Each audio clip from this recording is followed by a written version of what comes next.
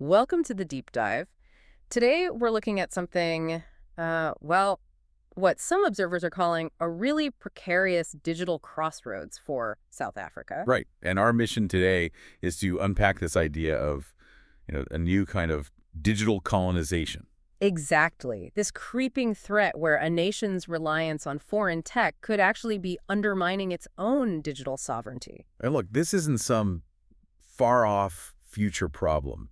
It's happening right now. And the stakes are huge, right? I was looking at the economic figures. They're massive. I mean, the sources we're looking at project the digital economy could be, 15, maybe even 20% of South Africa's entire GDP by 2025. Wow.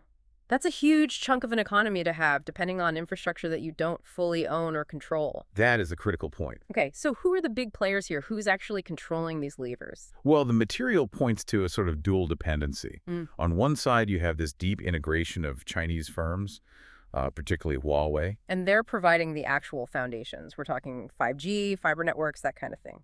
And even those controversial safe city surveillance systems. But it's not just cables.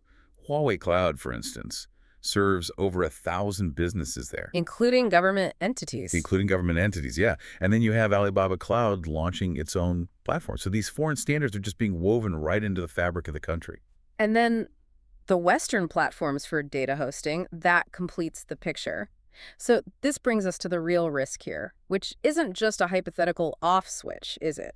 No. The deeper danger is what we call vendor lock-in. Vendor lock-in. Think about it. When your entire national network is built on a foreign company's proprietary standards, switching becomes incredibly complex and expensive. You sort of lose your strategic agility. You can't just decide to change course easily. Not without massive financial or technological hurdles.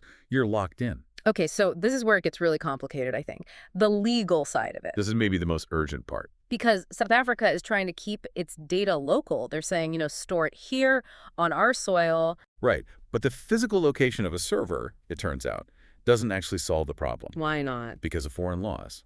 You have the U.S. Cloud Act and China's National Intelligence Law.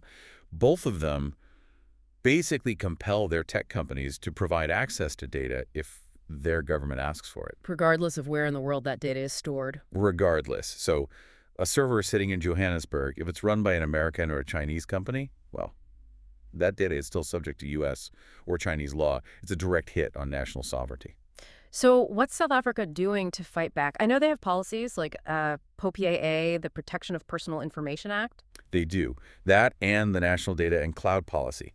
And the intent is very clear, but the sources we've seen paint a pretty sobering picture of how it's being implemented. So a reality gap? A big one. The legislation exists, but the enforcement is weak. You've got these critical skills shortages in cybersecurity, fragmented regulations. So the rules are on the books, but the ability to actually monitor and enforce them just isn't there yet.